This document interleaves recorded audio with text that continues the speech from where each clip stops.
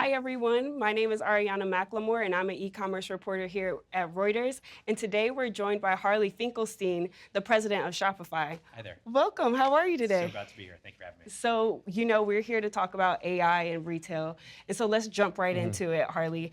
Would love to know, what do you see as the biggest use cases for AI, specifically generative AI, in the retail landscape, even if it's e-commerce and brick and mortar? Well, sorry, I look at AI from sort of two perspectives. One's on the consumer side, then one is on the merchant or brand side. Let me start with sort of the merchant side because I think that's there's a lot to talk about there. I think when you talk about large brands with big bases of staff, there's a lot of people do a lot of things. But more and more with the direct-to-consumer movement and the business model around retail for direct-to-consumer, a lot of these teams are very, very small. And so this idea that you effectively have a sidekick or an assistant that can help you with tasks that you may not be good at is really compelling. So I'll give you one example. At Shopify, we've actually embedded AI, we call Shopify Magic, across our entire product.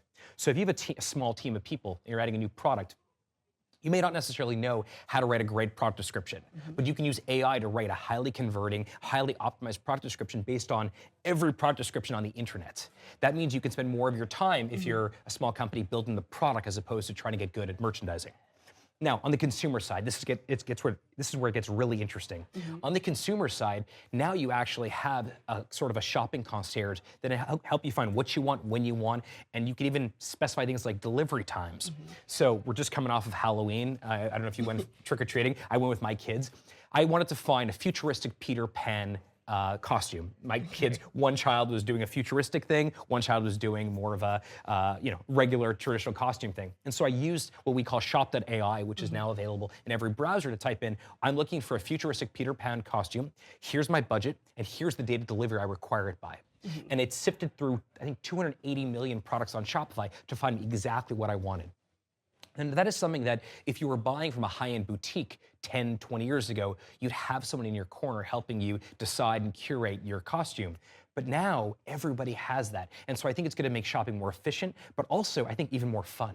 And so, Harley, you're really tech savvy. So you typing in, your product description, the thing that you want, that makes sense. But for maybe some older generations or people who aren't as tech savvy, how do retailers and companies like Shopify kind of bridge that gap to get more consumers to use generative AI in the retail space? So one of the things we did was, historically, our AI was, for the consumer, was built into our Shop app, which meant you had to download the Shop app. It's an amazing shopping application.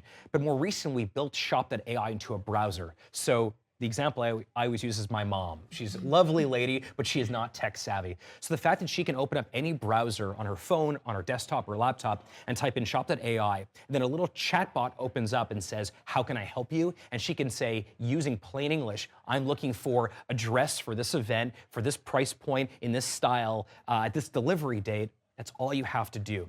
And I think a better way to think about AI as opposed to thinking about sort of technology is, it's like having a super knowledgeable friend around that you can always ask any questions to. But the difference with this friend is that they have a universal sense of everything there is to know on the world and on the internet and from a shopping perspective. And so I think what that means is you can find better things faster and more effectively. And I think consumers are really going to embrace it. And once they use it, they often keep using it. And going back to Shopify Magic, the merchant-focused AI tool, what are some of the early takeaways that you're seeing from your enterprise customers using those tools? Yeah, well, it really does feel like magic. And again, I think the unique part about Shopify is we think we're uniquely positioned to use AI because the generative AI product we built, number one, is built specifically for commerce in mind. It's not necessarily a universal AI. It's built specifically with merchants and brands and retail, keeping that in perspective. But again, rather than actually putting into one product or one area